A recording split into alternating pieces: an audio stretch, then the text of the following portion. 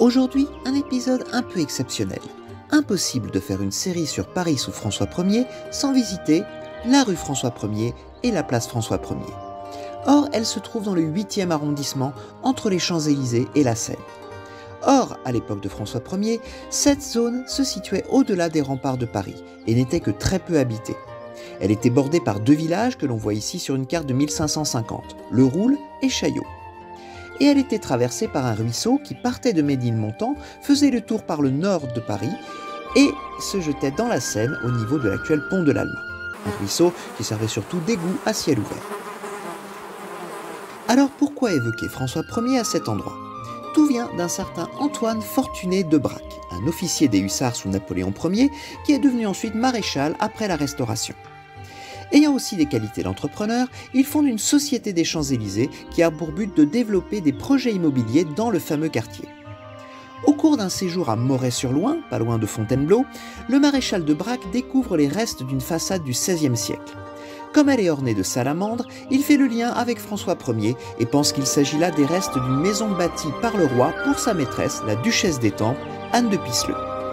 Il s'agirait d'un lieu de rendez-vous secret à quelques kilomètres du château de Fontainebleau. Le roi pouvait opportunément partir à la chasse dans la forêt et en réalité rejoindre sa maîtresse à Moret-sur-Loing.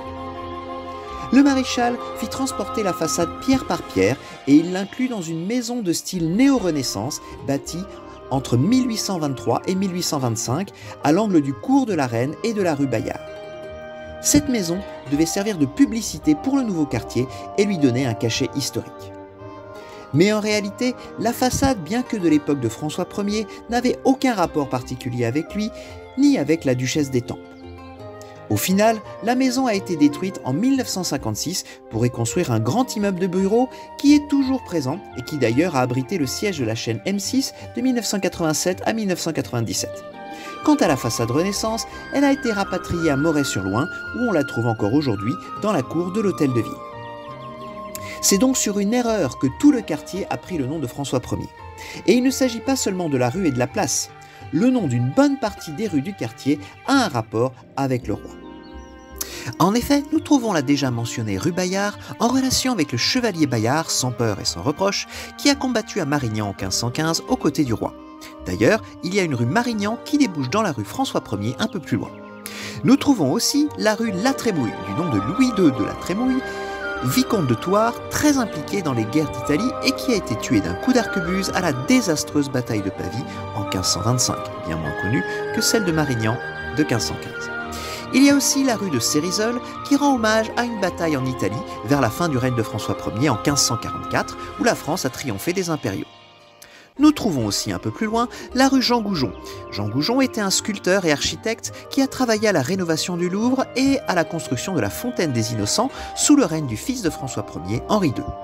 Et enfin, tout au bout de la rue François Ier, sur les quais, nous trouvons un buste en hommage à Jacques Cartier, le navigateur de Saint-Malo qui, mandaté par François Ier, a atteint le golfe du Saint-Laurent au Québec en 1534.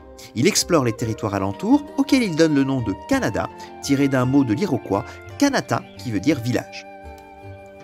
Alors vous voyez bien que historiquement ce quartier n'a rien à voir avec François Ier, finalement on y retrouve beaucoup de personnages qui ont un lien avec lui, et c'est finalement une bonne occasion de se replonger dans le règne de ce grand roi.